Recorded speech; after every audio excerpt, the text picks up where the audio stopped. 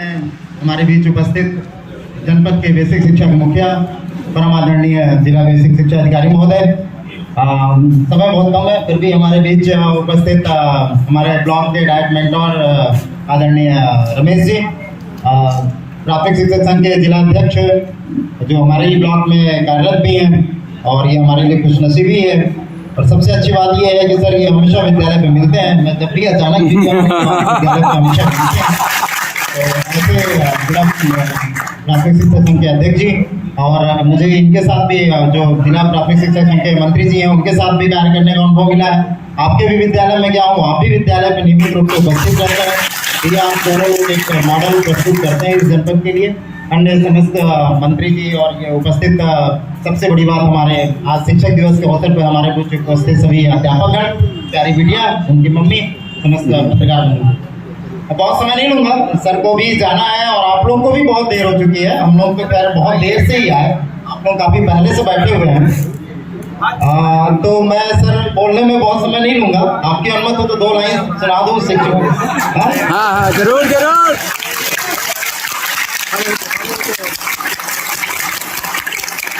तो आज शिक्षक दिवस के अवसर पे आपके लिए कुछ सुनाता हूँ 2 लाइनें।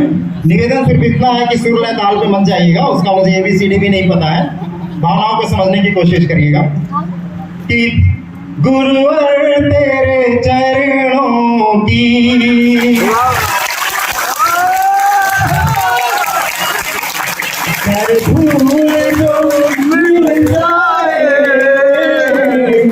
गुरुवर तेरे चरणों की गरूल जो मिल जाए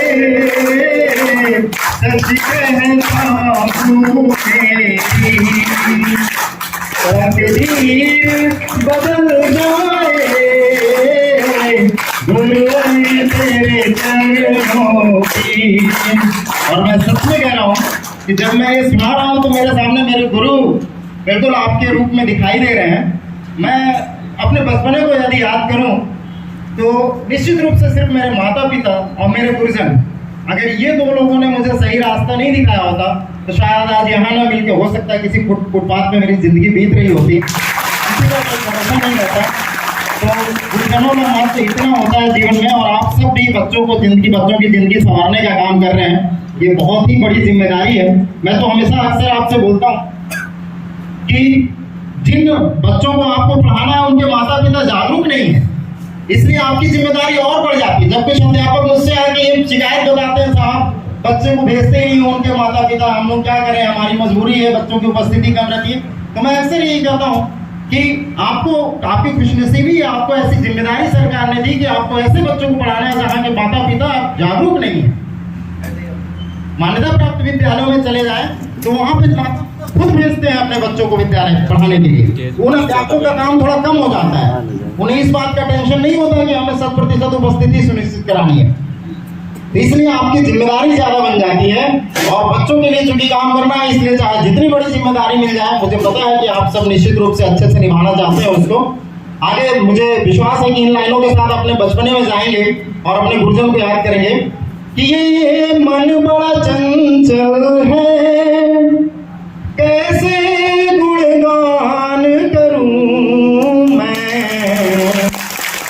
बचपने में मन तो वाकई बड़ा चंचल होता है, और ये गुरुजन अगर हमारे आशीर्वाद न रहे, इनके सही रास्ते पे दिखाए कदमों पे हम न चलें तो निश्चित रूप से बच्चे बिखर जाते हैं। आज भी बहुत सारी घटनाएं घटती हैं, लेकिन मैं एक दावे के साथ एक बात कहता हूँ, आप केवल शिक्षण कार्य नहीं करते, आप बच्चों का सर्वांगीण विकास करते हैं। मैं एक बार दावे के साथ कहता हूँ कि देश में जितनी भी घटनाएं घट रही हैं, जो भी नकारात्मक घटनाएं घटती हैं, बलात्कार की, हत्या की, लूट की, चोरी की, आप सर्वे करा लें, मैं दावे के साथ कहता हूँ कि उनमें परिषदीय विद्यालय का बच्चा नहीं मिलेगा।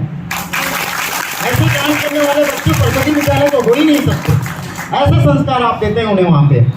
तो ये मन बड़ा चंचल है, कैसे गुणगान करूं मैं, जितना इसे समझाऊं, जितना इसे समझाऊं, उतना ही मचल जाए गुरुवर तेरे चरण की। शुक्रिया।